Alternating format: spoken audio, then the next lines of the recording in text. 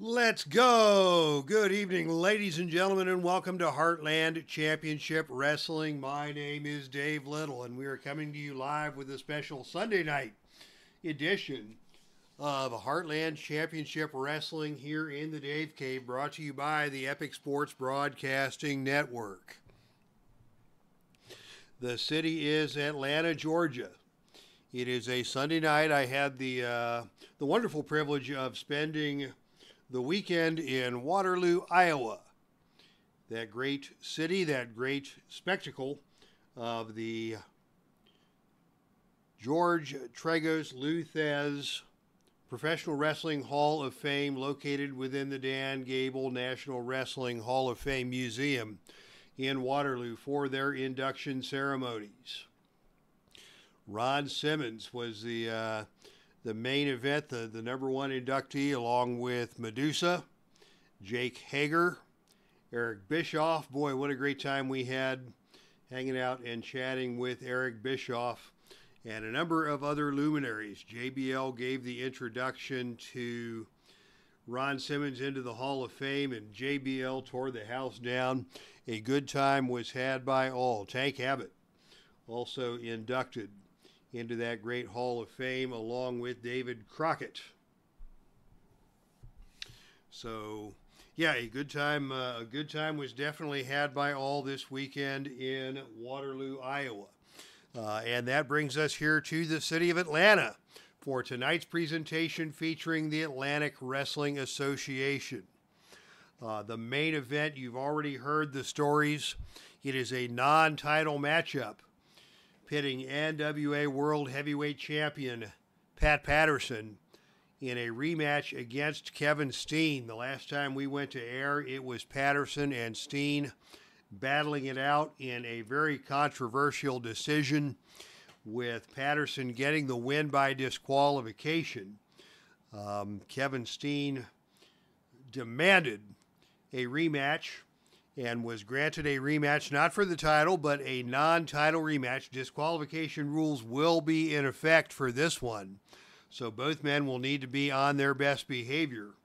And if Steen wins, he gets another shot at the NWA World Heavyweight Championship. That will be our main event. Also tonight, Atlantic Heavyweight Champion Terry Bam Bam Gordy defends his title against Nick Aldis. And it will be Tommy Wildfire Rich in a no disqualification grudge match against the Heenan family's own Kurt Hennig. Before we came to air, we did have some dark matches, beginning with a rough start for Bobby the Brain Heenan and his men, as the tag team of Killer Kowalski and Larry Hennig went down to defeat at the hands of Chavo Guerrero Jr. and Eddie Guerrero, when Chavo got the flash pin on Larry Hennig after a frog splash and after some Heenan family shenanigans had failed. Then we had a very, very competitive slobber knocker of a match, the Battle of the Bulls, as Dusty Rhodes took out One Man Gang with a sleeper hold. And just before we came to air in tag team action, it was the Eliminators getting the win by disqualification. John Cronus and Perry Saturn with a disqualification victory, surprisingly, over Tony Gurria and Larry Zbyszko, when Zbyszko actually missed, or actually got into it with the referee, as Jim Lawrence, a referee in his own right, is here. And good for the referee. He wasn't going to take no guff from Larry Zbyszko. He laid down the law and sent Zbyszko packing. Disqualification victory for Cronus and Saturn, the Eliminators. Jim Lawrence joins us here at ringside. And Jim, thank you for your kind words on Facebook this weekend as I attended the Hall of Fame induction. Medusa, in my opinion, the greatest women's wrestler in the history of the business, was on hand there to get inducted. I got to meet her, and I don't choke up very often. I'm a pretty easygoing guy, but meeting Medusa you know, whenever you meet one of your heroes, last year it was Arn Anderson, this year Medusa, kind of makes you, gives you a sense of awe, and kind of didn't, words could not describe my excitement in meeting Medusa, and gosh, what a class act she is. Throughout the weekend, she engaged all the fans. She spoke up at all of the meet and greets and all the podcasts, and really just you never know this when you just see somebody on TV, but the thoughtfulness and the substance and the experience and the compassion and the empathy that Medusa brought with her to that weekend was really something to see. All right.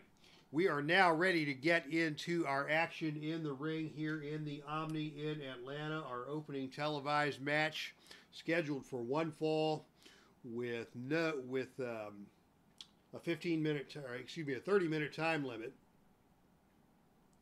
Disqualification rules will be in effect for this one. This is a standard match. Introducing first, led to the ring by his manager, Bobby the Brain Heenan, out of Los Angeles, California. He stands at 6'10". He weighs 364 pounds. This is Big John Studd. And his opponent hails from Tampa, Florida. Standing at 6 foot tall, weighing 258 pounds, Mr. Wonderful Paul Orndorff. So Orndorff and Studd, no love lost between these two whatsoever, with Bobby the Brainy Heenan here at ringside to stir the pot, as it were, as the solo promoter Grant Pachoco joins us here. Welcome, Grant, to the broadcast.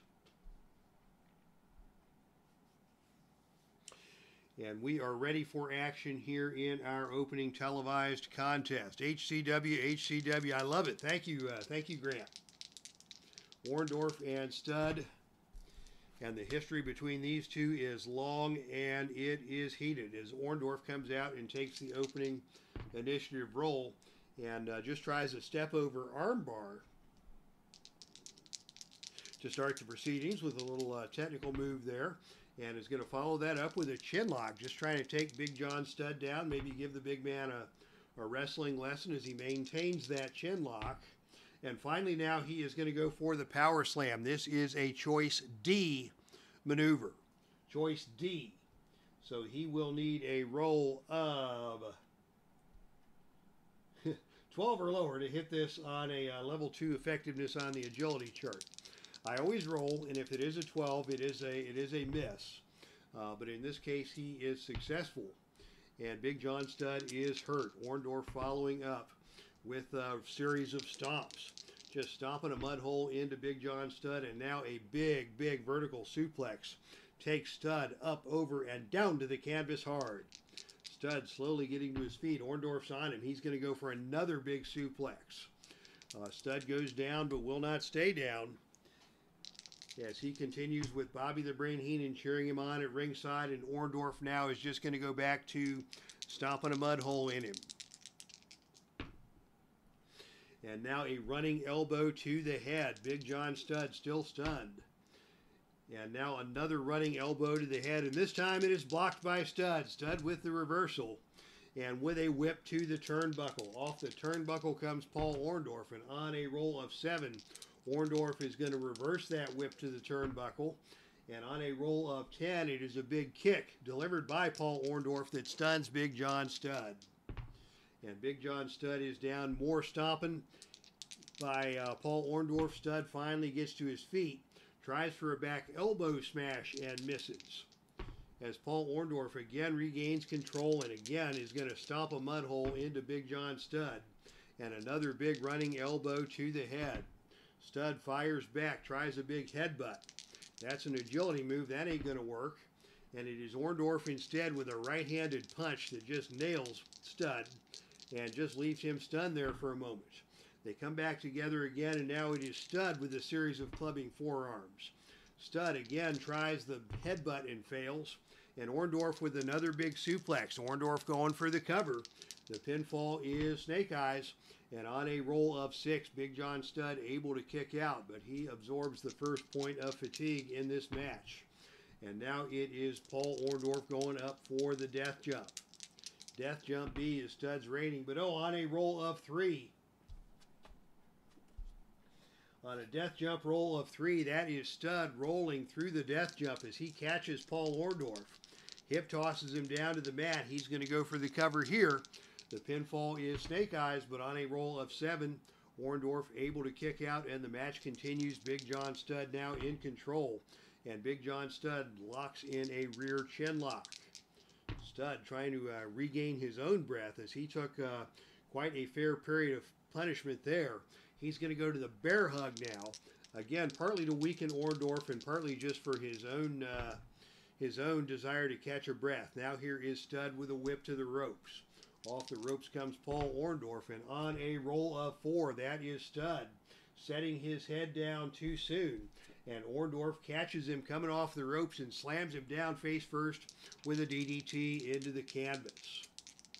Orndorff now in control. Orndorff going for a big back suplex. And Studd goes down and stays down. And now Orndorff stays on him with another big back suplex. He's going to go for the cover here. The pin roll now is 3. And on a roll of 10, Big John Studd once again able to kick out. But Orndorff back in control. And Orndorff now another big back suplex. Big John Studd has taken a lot of punishment here. He's slowly getting to his feet. And it's a running elbow to the head delivered by Paul Orndorff. Studd can't get to his feet, and now a brutal knee lift delivered by Paul Orndorff. Orndorff keeping the pressure on. More brutal knee lifts, and now Studd is just going to roll out of the ring and down to the arena floor. Big John Studd on the arena floor, but on a roll of 8, it's going to be Orndorff winning the brawl on the arena floor and ramming the back of Big John Studd into the ring apron. Studd clearly stunned by that, as Orndorff has him back in the center of the ring, and Orndorff is going up for another death jump. Hopefully this will work better than the last attempt. And on a roll of 10, Orndorff catches Studd and takes Studd down to the canvas with a big flying body press. Studd is down. Orndorff is in control. And now a big forearm drop delivered by Orndorff. Orndorff follows that up. He's going to go for the jumping pile driver. That's a +2 finisher. And Bobby the Brain Heenan is now going to get involved. On a roll of 7, Heenan trips up the opponent, allowing his wrestler to attack from behind. So Studd takes a point of fatigue from the pile driver, but before he can make the cover, Bobby the Brain Heenan trips up Paul Orndorff. Orndorff reacting angrily to the actions of Bobby the Brain Heenan, and that gives Big John Studd the opening to attack from behind with a whip to the turnbuckle. Off the turnbuckle now comes Paul Orndorff. And on a roll of 4, that's going to be good for Orndorff as Studd charges into the turnbuckle and misses. Studd hits the turnbuckle hard and rolls out of the ring and down to the arena floor. And on the arena floor, once again, it is Paul Orndorff who slams the head of Big John Studd into the ring post. Studd now is in a bad way. Orndorff is on him again, short arm clothesline, and Studd is going to roll out of the ring yet again. And once again, it's going to be Orndorff taking over and dropping Studd throat first onto the security railing. That wasn't very nice, and the referee's going to let him know about it. Will we see a disqualification here? Perhaps. And on a roll of 5, that's the DQ.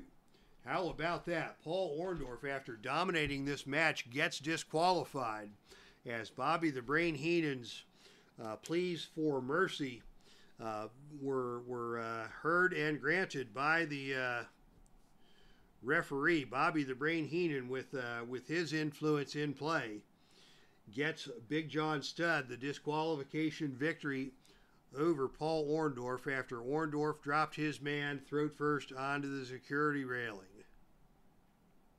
So the fans here in Atlanta are disappointed, but Paul Orndorff bent the rules one too many times, and Bobby the Brain Heenan made sure the referee knew about it, using his powers of persuasion the disqualification has been called and the match goes to Orndorff.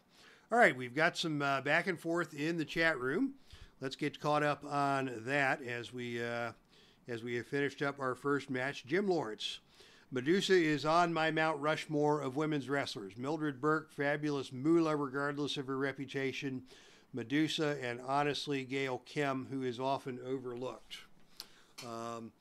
So hard to argue with that list, Jim. I was not around in Mildred Burke's day. Certainly by reputation, I can see where she would belong on that list. Fabulous Moolah, we agree. Regardless of her reputation, deserves her flowers. But I consider Medusa the best of all time in terms of her combination of athletic ability. She was attractive, but she did not, simply flaunt her sexuality like a Sable or like a, like probably my least favorite women's wrestler of all time was Kelly Kelly, who was a great looking gal, but skinny as a rail, and you wouldn't think that she could fight her way out of a paper sack. Medusa was a legit athlete and as dangerous as they come, and also a very attractive woman. Her time in Japan, her athletic ability, her battles with Bull Nakano and the other Japanese stars, she definitely belongs on that list. And Gail Kim, very hard to argue that one too in terms of her in-ring working ability. Gail Kim, maybe not the greatest promo. Of course, Medusa, not the greatest promo as well, but certainly in terms of the ability to work, Gail Kim is right up there at the top. And of the modern crop, I still think Becky Lynch may be the best worker in the modern day women's group.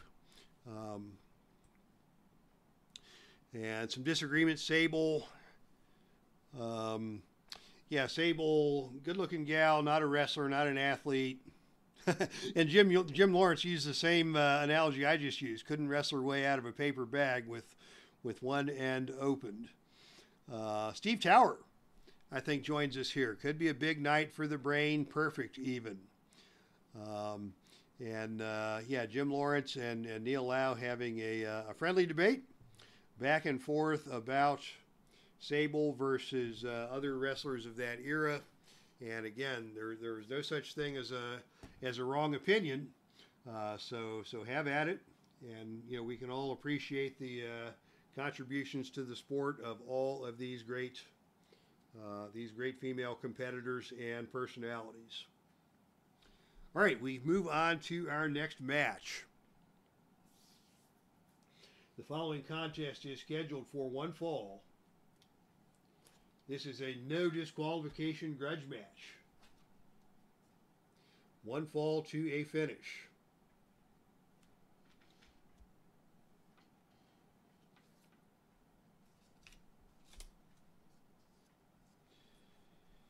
Introducing first, accompanied to the ring by Bobby the Brain Heenan. He stands at 6'3" and weighs 256 pounds. Out of Robbinsdale, Minnesota, this is Curt Hennig. And his opponent comes from Hendersonville, Tennessee, standing at 6'3" and weighing 238 pounds. This is Wildfire Tommy Rich. So Tommy Rich and his partner Tracy Smothers have been at odds with the Heenan family for a number of months. And Rich and Hennig have been the principals. Rich has been desperate to get his hands on the person of one Curt Hennig, and tonight he has his opportunity to do that. Rich still battling the effects of a concussion that was inflicted upon him by Hennig. And so tonight they are going to square off. Hennig not very happy about being signed to this match, but Tommy Wildfire Rich has insisted upon it. So here we go. The opening initiative role is won by Wildfire, and he comes out indeed with a big body slam, full body slam and press delivered by Tommy Wildfire Rich. And that puts Hennig down to the mat.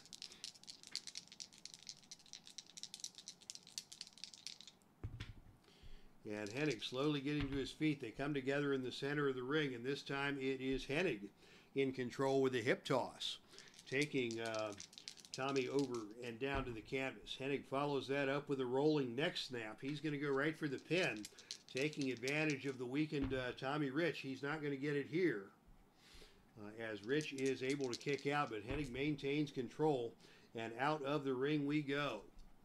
Out of the ring and down to the arena floor. Tommy Rich on the arena floor, but it is going to be Hennig winning the brawl on the arena floor with a diving clothesline off of the ring apron.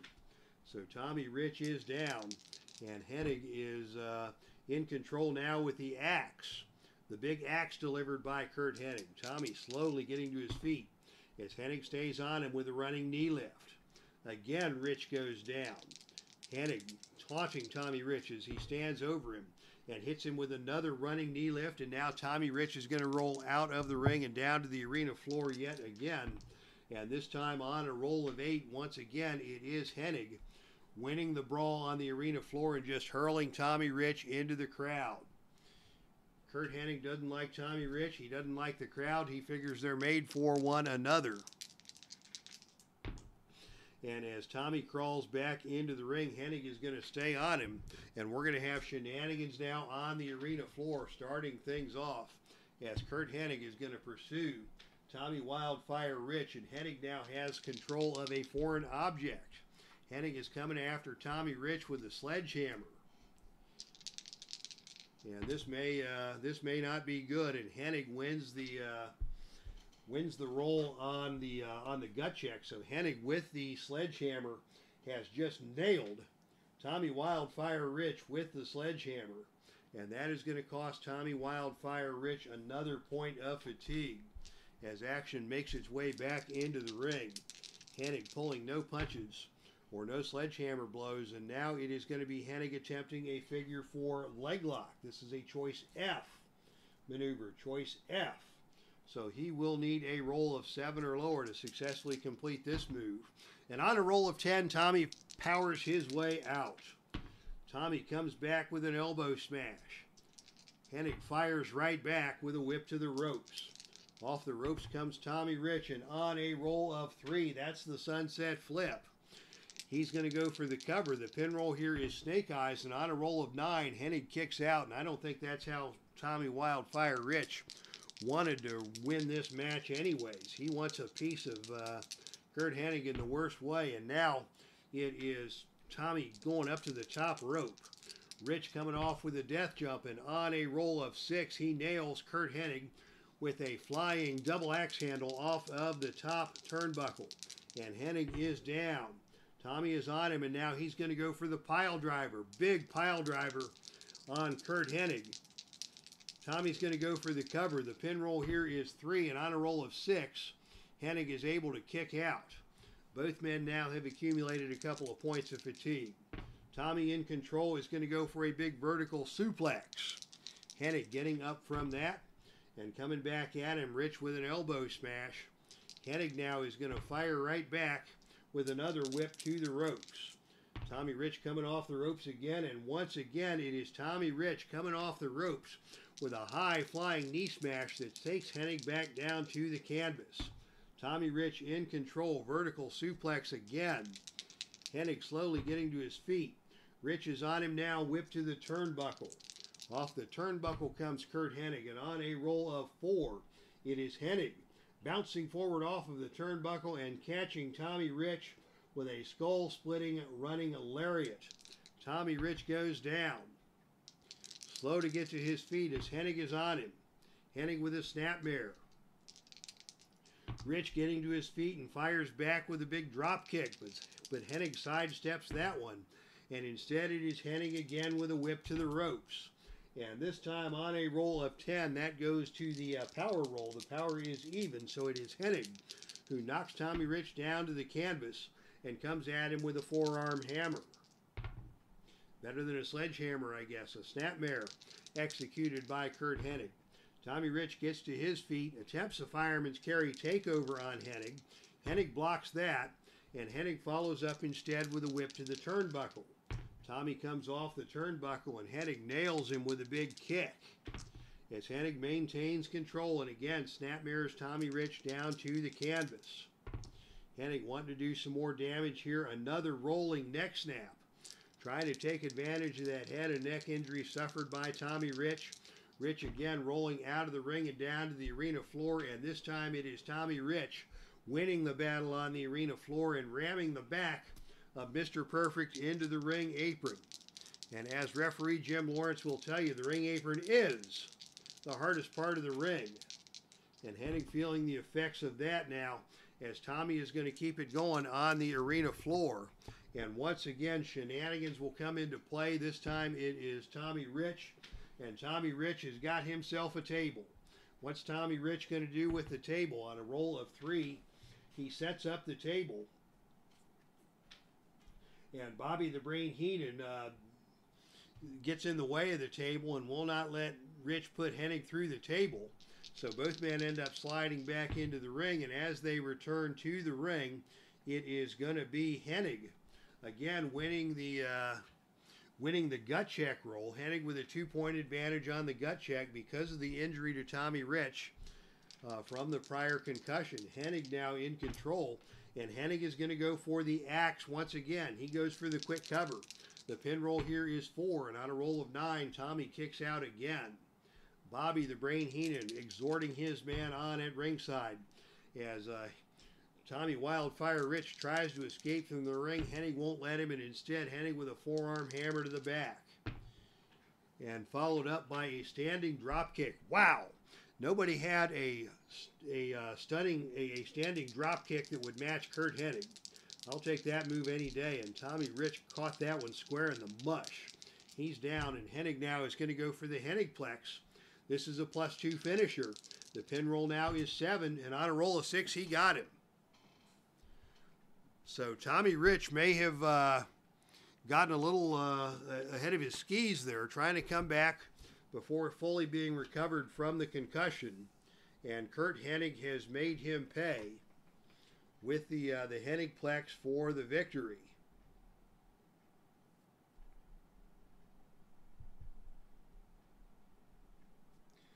And Tommy Rich is down, and he is injured. Curt Hennig is ready to pack his bags and head for the locker room. Bobby the Brain Heenan insisting that Hennig needs to put the boots to Tommy Rich and continue to escalate this war.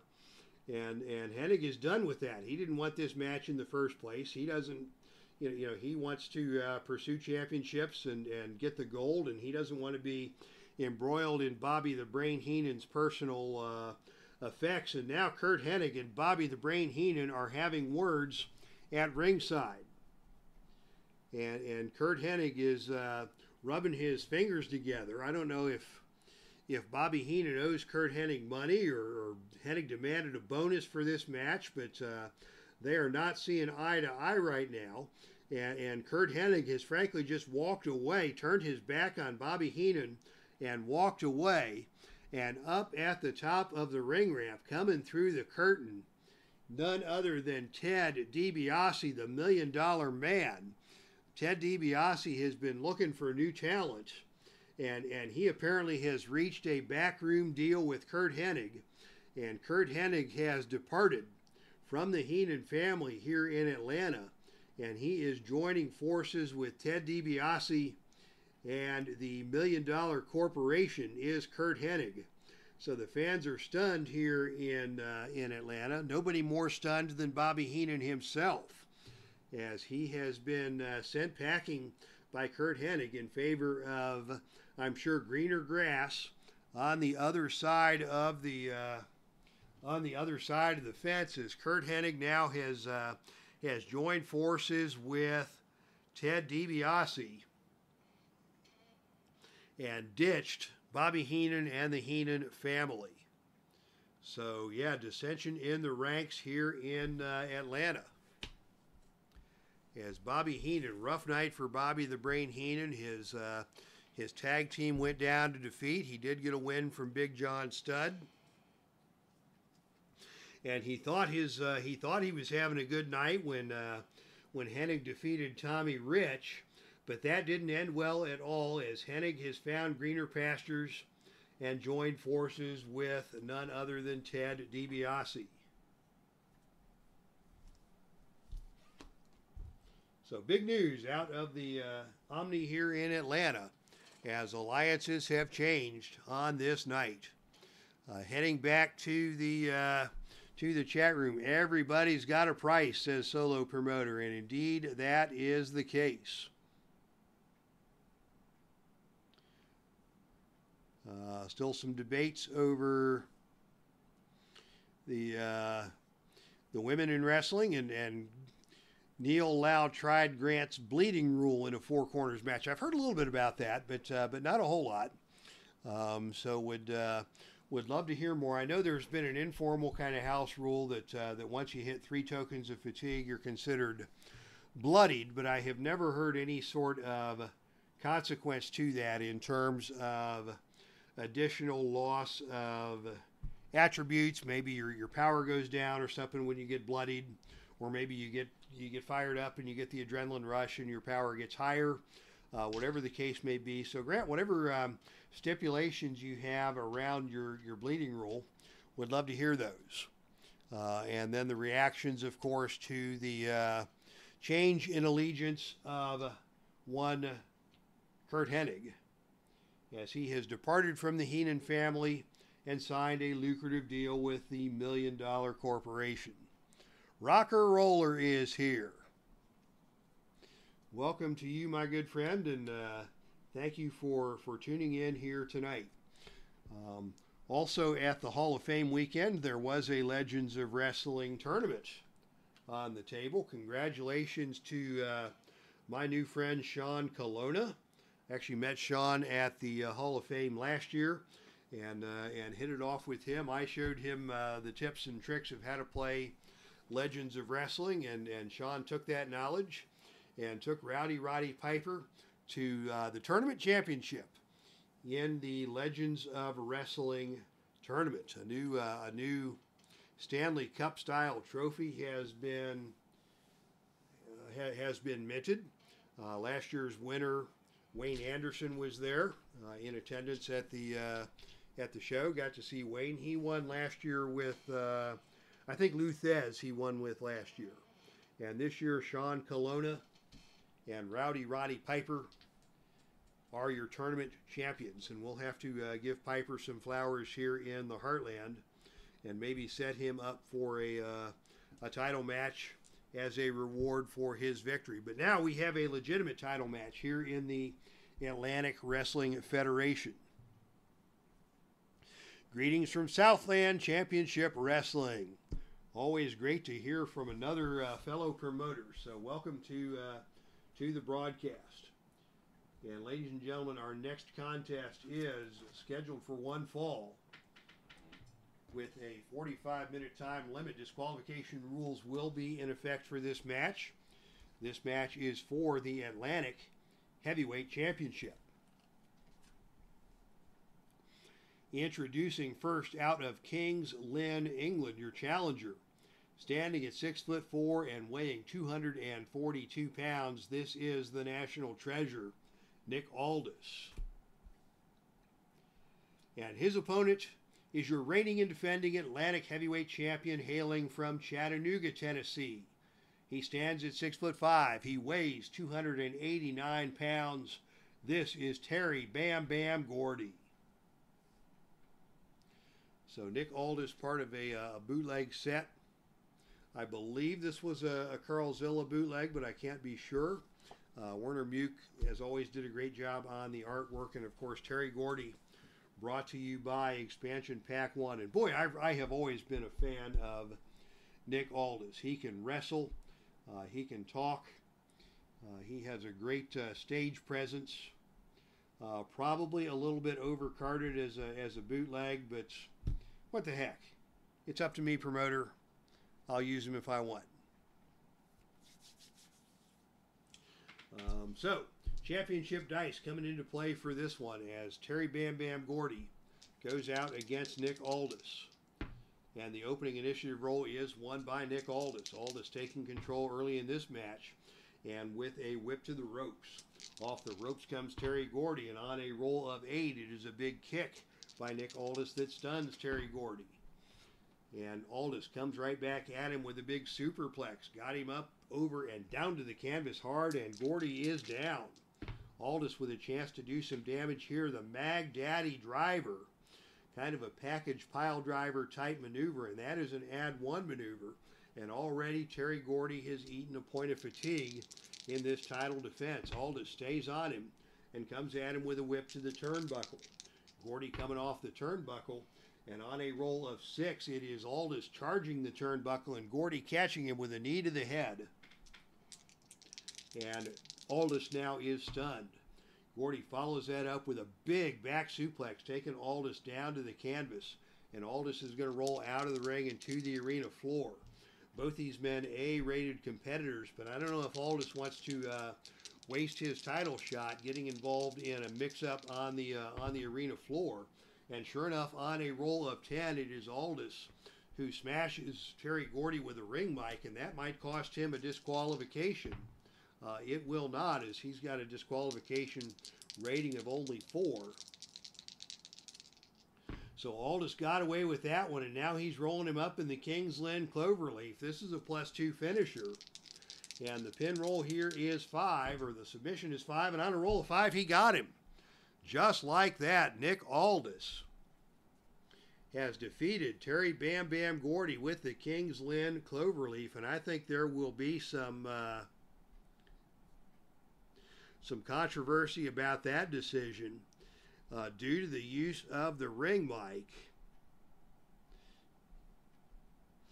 And Nick Aldis bending the rules and getting away with it here in Atlanta, where Terry Gordy is actually a popular guy. And Aldis not so much. And now in the midst of controversy, it is Aldis who did not get disqualified, but instead got the victory after the shot to the head with the ring mic stunned Terry Gordy. King's Lynn Cloverleaf, and that is your finish. So Nick Aldis, your new Atlantic Heavyweight Champion here in Atlanta, and the fans are not the least bit happy about that. But ladies and gentlemen, it is now time for your main event of the evening. This is a non-title match, scheduled for one fall with a 60-minute time limit. Disqualification rules will be in effect, with the stipulation being that if Kevin Steen can win this match, he will earn a rematch for the NWA World Heavyweight Championship. Steen ascended to the #1 contender's position with his win at the Money in the Bank ladder match at Freedom Festival 2025.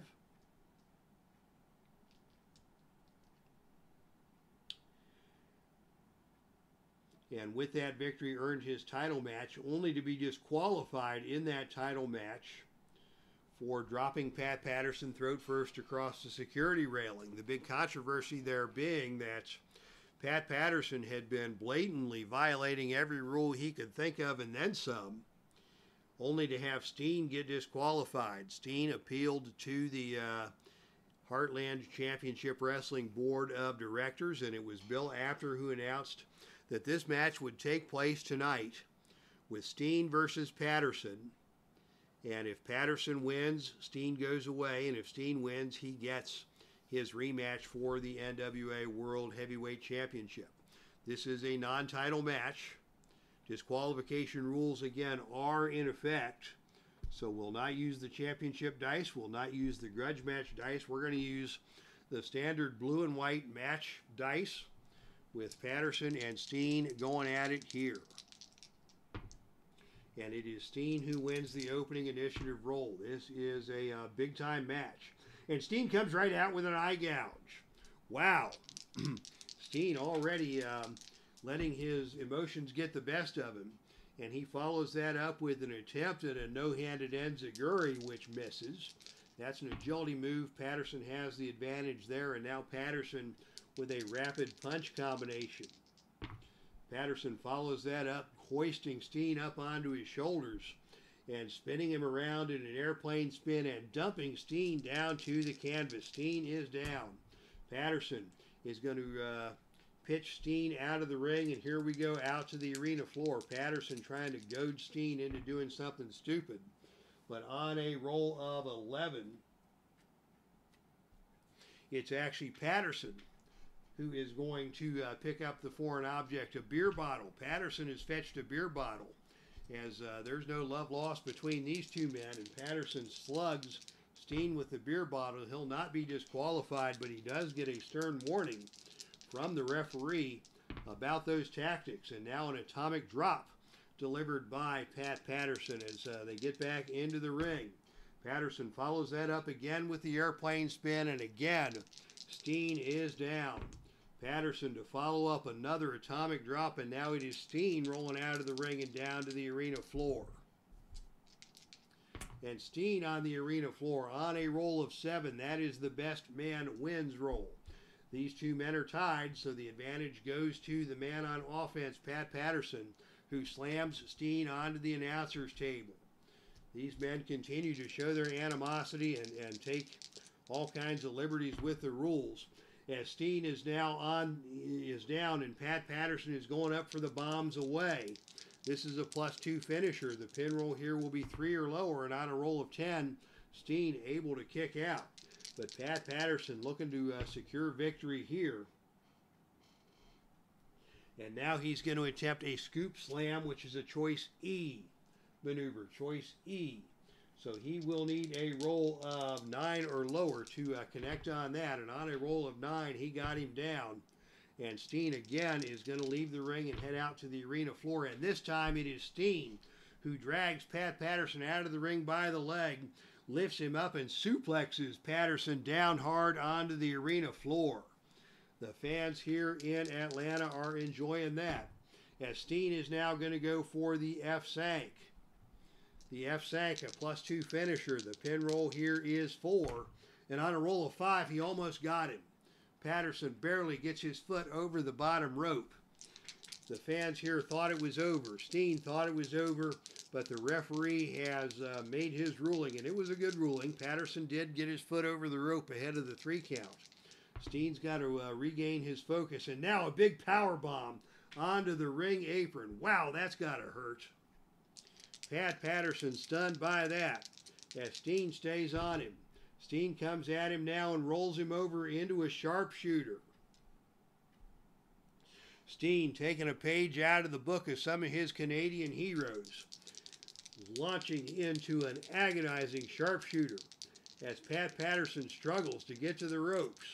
Slowly, he makes his way to the ropes and gets out of the hold. And now another big power bomb onto the ring apron. Pat Patterson hits the ring apron again. He's up to 3 points of fatigue. Patterson is stunned. Steen is on him. No mercy being given here as we go out of the ring and down to the arena floor again. And on a roll of 9, it is Steen who wins the battle on the arena floor and just tosses Pat Patterson into the crowd. Boy, the crowd is fully behind Kevin Steen here. Pat Patterson, a hated champion. Steen, the working class hero, waits for Patterson to come back into the ring, and now a sleeper hold suplex executed. Patterson's running lights already have been dimmed, and now things have gone from bad to worse as he is down, and Steen is now going to pitch him out of the ring yet again. And now it is going to be shenanigans on the arena floor. The out of the ring chart, the hatred between these two men spilling over as Patterson is out of the ring. And he now is going to, there's already a table set up out there from the Curt Hennig match. So we'll see what happens here. And on a roll of 12, the table is set up, and it is gut check time for both of these men, Patterson and Steen. Steen actually has a 3-point advantage on the gut check roll, and it is Steen who wins the gut check roll, and it is Steen who is able to backdrop Pat Patterson through the table at ringside. Will we see a count out here? A count out may happen on a roll of 5 or lower, and on a roll of 9, Pat Patterson will not be counted out. But in the estimation of Grant Baciocco, Pat Patterson now has been bloodied. He must have gotten a splinter to the forehead from going through that table. As Steen is now on him and looking to finish him off, it is Steen going to go up for a death jump. Actually a 450 splash using the death jump, and that is a spectacular move. And on a roll of 9, he nails it. Steen nails the 450 splash, and Patterson is down and staying down. Steen now goes for the F-Sank once again. The pin roll here is 8 or lower. And on a roll of 5, he got him. Ladies and gentlemen, your winner, Kevin Steen. And Kevin Steen has earned his title match once again against Pat Patterson. So it will be Steen and Patterson in a no disqualification NWA World Heavyweight Championship match. That match will be scheduled for our next pay-per-view. And I'll look up real quick when the next pay-per-view is scheduled. And while we're doing that, I'll also mention that I got to see a wrestling show last night. I get to see about one wrestling show a year. This was brought to us by Southern Illinois Championship Wrestling, SICW, out of the St. Louis area. Got to see some good matches and a lot of involvement with the legends. Of course, all of the legends were there in the building for the Legends weekend, so we got to see some shenanigans from JBL, who took out one of the rule breakers with a clothesline from not the full clothesline, but a short arm clothesline. He took out one of the rule breakers, and then Ron Simmons came out and overlooked the damage and uttered his normal catchphrase, much to the delight of the crowd. The Boogeyman also made an entrance against Captain Midnight, the dastardly manager from the Central States area, and it was a mouthful of worms for Captain Midnight, and he was not very happy about that. Also in action, something that was very interesting. Two more tales I'll share before we sign off.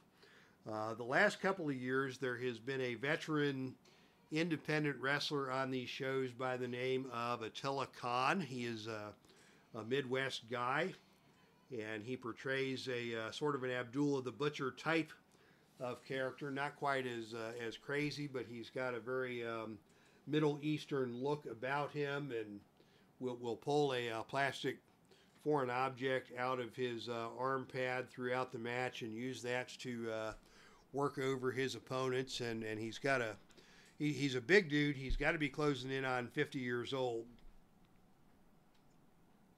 And but the interesting thing last night was that for the first time in action, he has a young daughter who goes by the name of Lilith Khan. And this gal can't be more than 19 or 20 years old, but she is a legitimate 6'5".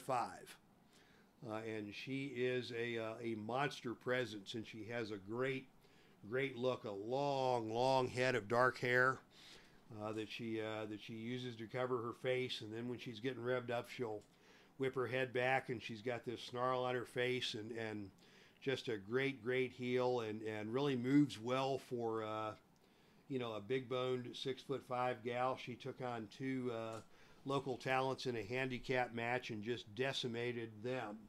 So Lilith Khan is her name, and it wouldn't surprise me to see her progress through the ranks of a different look. She's certainly not the athlete of a Britt Baker or the Thunder Rosa or the current stock. She is definitely a throwback, but you don't see many scary looking 6'5" girls who can move around the ring with the ability that she has in terms of raw talent. So Lilith Khan is someone to be on the lookout for. And finally, the highlight of the show had to be Baron von Raschke.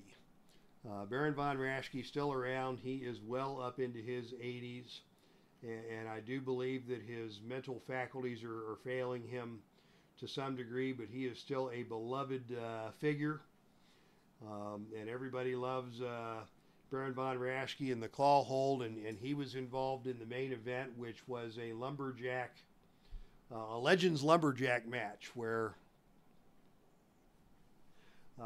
the Central States Heavyweight Championship was on the line, and of course there was the typical collection of babyface lumberjacks and heel lumberjacks, and also Legends lumberjacks. D'Lo Brown, who looks great. D'Lo looks like he can still go. Along with him was the Cuban assassin Fidel Sierra. I'm missing somebody in the mix. Ron Hutchinson, the Canadian trainer, got involved. And Baron von Raschke was sitting at ringside, and as it turned out, the Legends and the baby faces brought a couple of the heels over into the reach of Baron von Raschke, and he put the claw hold on the one heel, and the one heel goes collapsing. Then he finds the next heel, and he puts the claw hold on the next heel. Then he turns around, and he's looking for another heel, and in his vision comes Chad Olson, and Baron von Raschke rears back with the claw like he's going to take out Chad Olson with the claw, and Chad Olson goes diving into his ring announcer's seat at the ringside table, ass over tea kettle, with a look on his face like I have never seen before, and it was spectacular. So kudos to Chad Olson for escaping with his life from the Baron von Raschke claw. And a good time was had by all last night in Waterloo. And if you've not been to a Waterloo Hall of Fame weekend, it's a lot of fun. It's great for me to go down because I can drive it in half a day, and headed out at 9 o'clock this morning, was home by noon. So yeah, if you've not been to a Hall of Fame show in the past, who knows what you'll get to see. And so Chad Olson had a near-death experience last night, much to the delight of the fans in central Iowa, as the show came to a conclusion. All right, speaking of shows coming to a conclusion, we are done here. Thank you to everybody who tuned in tonight. Jim Lawrence, Neil Lau, solo promoter Grant Bachoco, rocker roller, always a pleasure. Let's see if there's anybody else I missed earlier in the show. Steve Tower, of course, great to have Steve Tower as always. And I believe that is everybody. So for those of you who attended here in person, thank you for joining us. If you're catching this on the video replay, thank you as well for checking out tonight's broadcast of Heartland Championship Wrestling. From the Dave Cave, this is Dave Little signing off. That's our stream, and I am out of here.